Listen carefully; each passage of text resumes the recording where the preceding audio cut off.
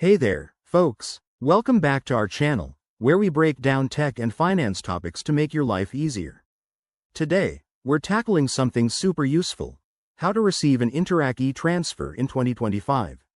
If you're in Canada or dealing with Canadian banks, this is a game changer for getting money quickly and securely.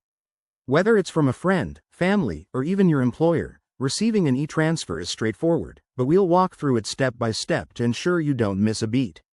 First off, what's an Interac e-transfer? It's a fast, electronic way to send and receive money using just an email address or mobile number. By 2025, it's even more secure with enhanced features like biometric verification and quicker processing times, so let's dive in. Step 1. You'll get a notification. Once someone sends you an e-transfer, you'll receive an email or text message from your bank or Interac. Open it up and check the details. It's that simple. Step 2. Verify your identity. Click on the secure link in the email. This will take you to your bank's website or app. Here, you'll need to log in with your credentials.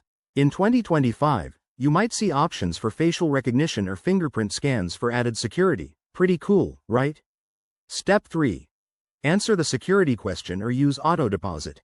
If the sender said a question, answer it correctly to access the funds.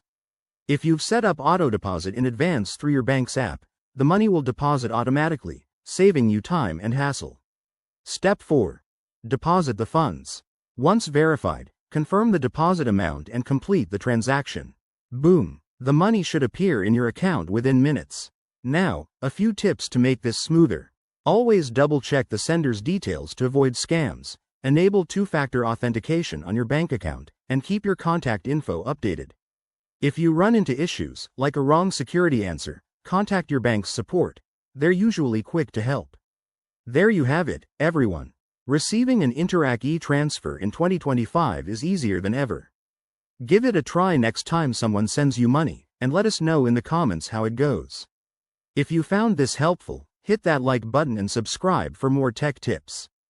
Thanks for watching. See you in the next video.